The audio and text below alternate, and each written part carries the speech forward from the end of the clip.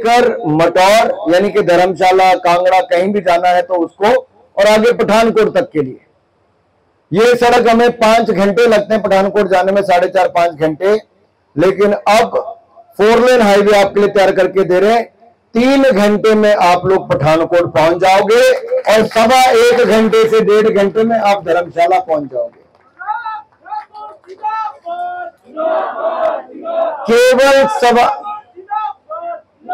केवल सवा घंटा 1.5 घंटे में धर्मशाला पहुंचना, 1 घंटे में एयरपोर्ट पहुंच जाना। आप देखिए अपने आप में बहुत बड़ा बदलाव है।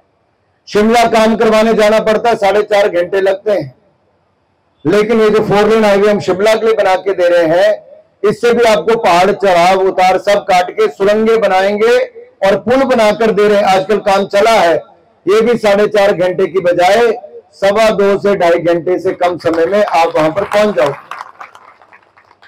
और मैं एक निवेदन आपसे और करना चाहता हूं, ऐसी हमने सैकड़ों नहीं हजारों करोड़ रुपए की सड़कें मैंने प्रधानमंत्री ग्रामीण सड़क योजना में गांव गांव के लिए बना कर दी, कई नए शिक्षण संस्थान खुलवा कर दिए, कोई कमी नहीं हमने छोड़ी।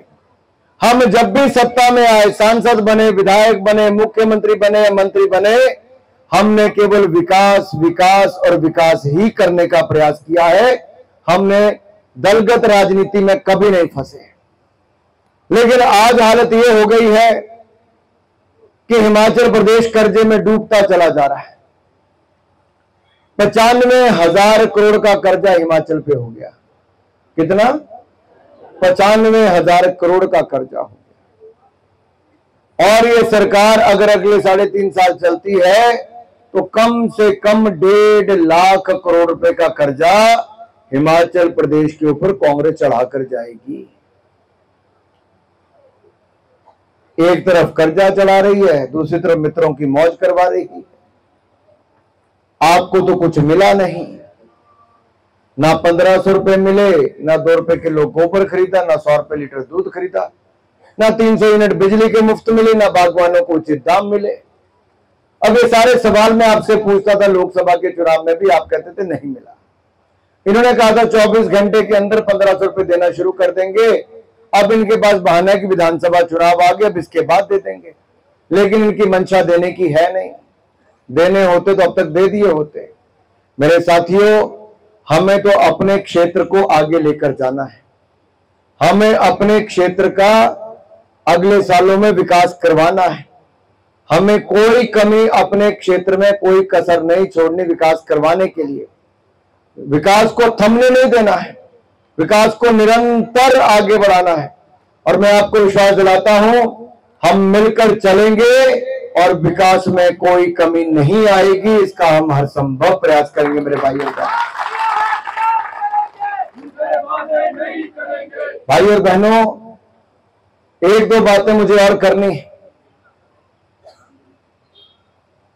पिछले लोकसभा चुनाव में भी बहुत सारी भय और भ्रम अफवाहें फैलाने का काम कांग्रेस ने किया।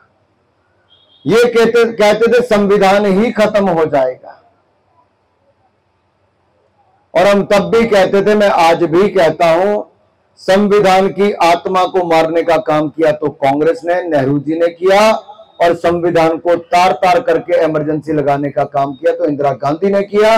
40 संशोधन किए तो इंदिरा गांधी से लेकर बाकी ने किए, और कुल मिलाकर लगभग 96 बार सरकारों को गिराने का काम, लोकतंत्र की हत्या करने का काम किया तो आर्टिकल 356 का दुरुपयोग करके कांग्रेस पार्टी ने किया है। ये सरकारें गिराते रहे।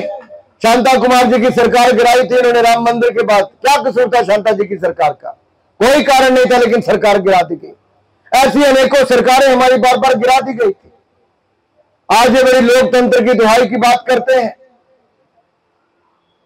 तब कहां था इनका लोकतंत्र? आज ये आरोप लगाते हैं कि एक एक विधायक जो हमारी तरफ आया है ये 15-15 करोड़ रुपए लेकर आए हैं। अरे भाई, आप सबूत दो अगर इन्होंने 15-15 करोड़ रुपए लिए हैं तो। फिर कोई कहता नहीं जी 10 करोड़ ले लिए, 5 करोड़ देने बाकी रहते। भाई बताओ तो सही, किसने दिए और किसने लिए?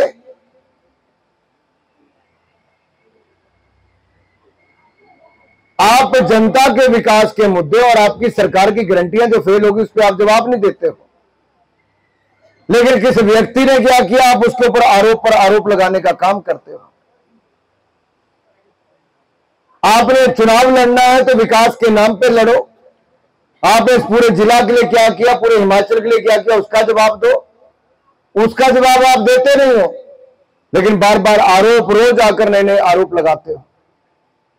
मेरे भाई और बहनों, मेरा आप सबसे निवेदन है, आपको अपनी ओर से कोई कसर नहीं छोड़नी, कोई कमी ना रहे, और हम सबको इस क्षेत्र के विकास के लिए काम करना है।